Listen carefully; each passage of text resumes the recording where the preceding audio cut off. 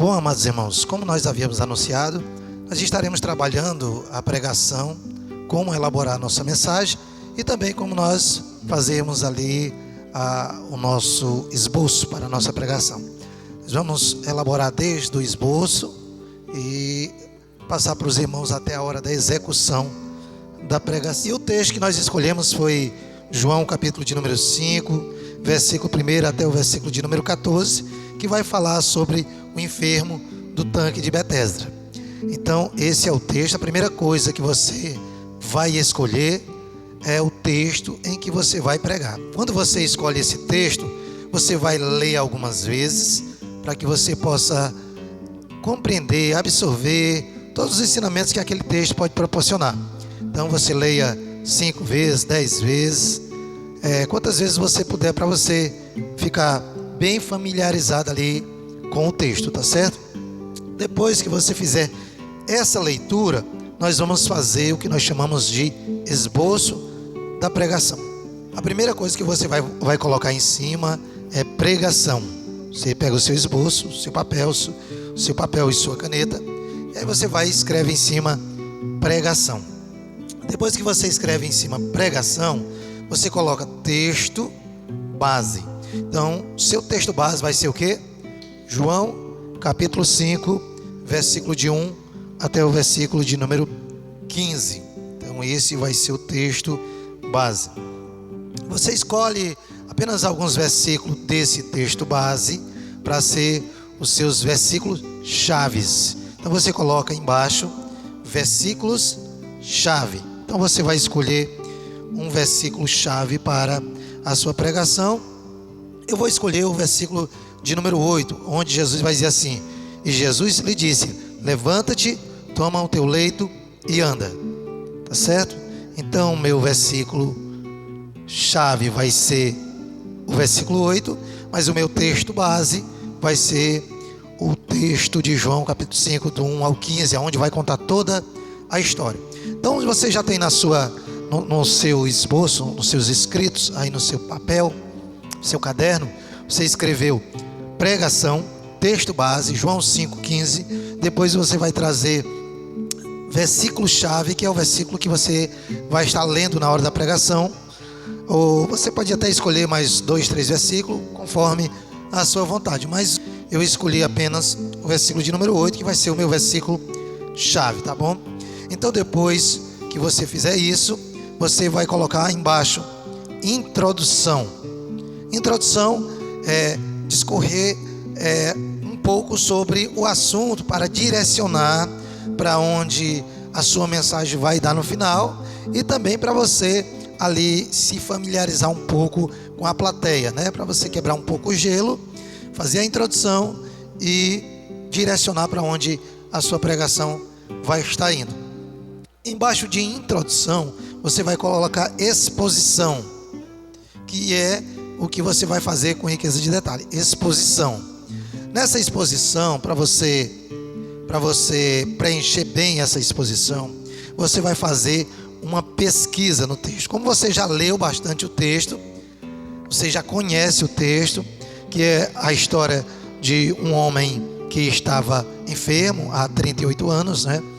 Estava na beira de um tanque e ali esperando que as águas se movessem, ali o tanque de Betesda, esperando que as águas se movessem para que alguém colocasse dentro do tanque para que ele fosse curado.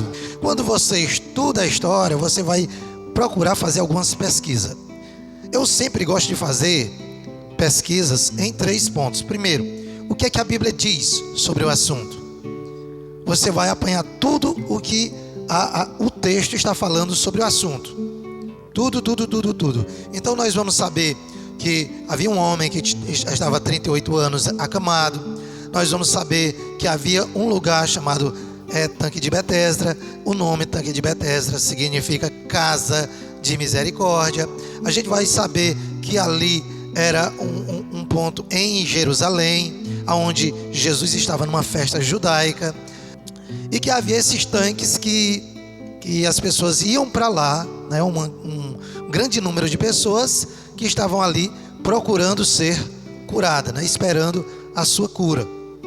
O que a Bíblia não conta nós vamos procurar em escritos judaicos, livros que falam sobre a história judaica, sobre os tanques, né? Quando nós olhamos essa história judaica, nós vamos ter uma base mais ou menos de como era, vídeos que vai falar sobre, mostrar como é os tanques nos dias de hoje, como eram os tanques naquele tempo. E em terceiro lugar, nós vamos procurar pregadores que falam a respeito desse assunto, que também eles já fizeram as suas pesquisas para estar trazendo com fidelidade a narrativa do texto.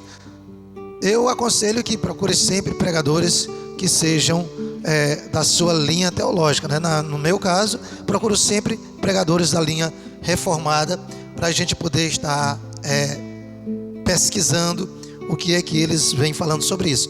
Então, a gente tem 3 tipos de pesquisa. A primeira pesquisa é o que é que a Bíblia diz. Você vai se dedicar para saber o que é que a Bíblia fala sobre aquele texto. Você vai buscar na cultura judaica, nos livros, o que é que fala sobre a cultura judaica. Você vai olhar vídeos que filmam, que narram como estão esses tanques nos dias de hoje e como eram naquele tempo, né? E em terceiro, os pregadores que falam sobre o assunto, tá bom? Então, esses 3 tipos de pesquisa. Quando você faz esse apanhado, você vai colocar aqui dentro da sua exposição. Então, nós temos aqui a introdução, depois a exposição, que vai ser o momento que você vai estar contando a história. Então, essa riqueza de detalhe, esse seu estudo, vai servir para você passar com riqueza de detalhe a história para a igreja, porque muitas vezes a igreja não conhece a história. Então, você é o portador, você é o condutor, você vai ensinar a igreja, você vai repassar para a igreja toda a história com riquezas de detalhe. Então, isso é a exposição da história. Depois, você vai tirar o que nós chamamos de tópicos, né? Tópicos e subtópicos. Você vai procurar, eu tirei apenas 3 pontos para que a gente possa estar trazendo como exemplo, né? No versículo de número 6, vai dizer que Jesus, vendo deitado, sabendo que estava nesse estado havia muito tempo, disse-lhe: queres ficação? Então, nesse versículo eu entendo que Jesus já conhecia a história daquele homem, já vinha observando de muito tempo. Então, o primeiro ponto que eu trago para essa pregação, o primeiro tópico que eu trago, é que Jesus já conhecia a história daquele homem, ou Jesus já está nos vendo, né? Deus, Ele tem nos visto todo o tempo da nossa vida, seja de momentos ruins, ou seja, momentos bons. Então, eu traria o primeiro ponto: Jesus está nos vendo. Depois, eu traria o segundo ponto que eu iria abordar na minha pregação, que seria no versículo de número 7, que vai dizer assim: o enfermo respondeu-lhe: Senhor, não tenho ninguém, né? Eu pegaria só apenas essa parte A do versículo para mostrar quando as pessoas estão passando por dificuldade, estão passando por problemas emocionais, financeiros, passando por problemas de saúde. A primeira coisa que ele pede são os amigos, né? Então eu traria o segundo ponto: eu não tenho ninguém. O homem não tinha ninguém. E o terceiro ponto para a gente abordar seria no versículo de número 14, a qual Jesus vai falar o seguinte: depois Jesus encontrou no templo e disse-lhe: eis que já estás são, não peques mais, para que não suceda alguma coisa pior. Então aqui eu vejo que o problema que o homem estava passando era consequência de muitas coisas que ele tinha feito de errado. O momento que ele estava vivendo era um momento que ele plantou muitas coisas ruins e agora estava colhendo as coisas ruins que ele plantou. E isso é chamado de pecado, né? A palavra de Deus vai dizer que de que é que se queixa o homem se não é dos seus próprios pecados.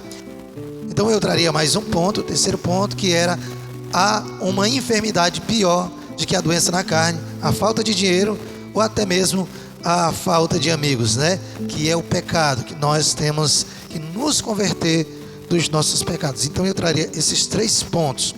Então, tendo feito o meu esboço, coloquei em cima pregação, texto base, João 5, 1:15.